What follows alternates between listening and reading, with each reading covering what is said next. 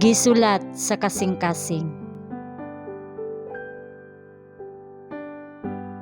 Jeremias Kapitulo 31, versikulo 33 paingon sa 34. Tapos niadtong mga adlaw, nagaingon si Jehovah, ibutang ko ang akong kasuguan sa ilang sulod nga mga bahin, ug diha sa ilang kasing-kasing kini isulat ko.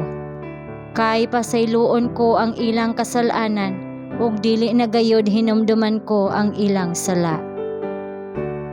Ang mao nga balaod nga gikulit diha sa mga papan nga bato, gisulat sa balaang espiritu diha sa mga papan sa kasing-kasing. Imbis nga magpadayon sa pagtukod sa atong kaugalingon nga pagkamatarong, gidawat nato ang pagkamatarong ni Kristo. Ang iyang dugo nagtabon sa atong mga sala, ang iyang pagkamasulundon gidawat alang kanato. Unya ang kasing-kasing nga gibag-o sa balaang espiritu magdala og mga bunga sa espiritu. Pinaagi sa grasya ni Kristo, kita magkinabuhi diha sa pagsunod sa balaod sa Dios nga nasulat sa atong mga kasing-kasing. Sa pagbaton sa espiritu ni Kristo, kita maglakaw sama sa iyang paglakaw. Adunay duha ka mga sayop batok sa mga anak sa Dios. Ilabi na ni adtong bag-o pala nga misalig sa iyang grasya, mas kinahanglan nga bantayan. Ang una, mao ang pagtan-aw sa ilang kaugalingon nga mga buhat, pagsalig sa bisan unsa nga ilang mahimo, aron mapahiuyon ang ilang kaugalingon sa Dios. Siya nga naningkamot nga mahimong balaan pinaagi sa iyang kaugalingong mga buhat sa pagtuman sa balaod, nagasulay sa usa ka imposible.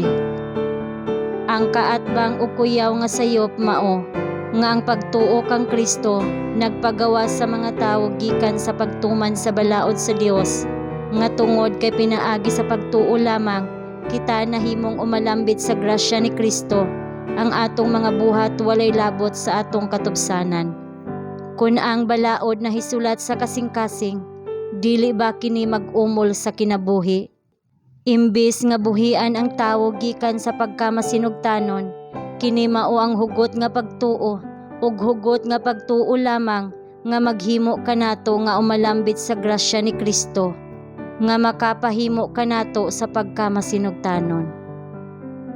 Diin adunay dili lamang pagtuo sa pulong sa Dios, kundili usa ka pagpasakop sa kabubut-on ngadto kaniya.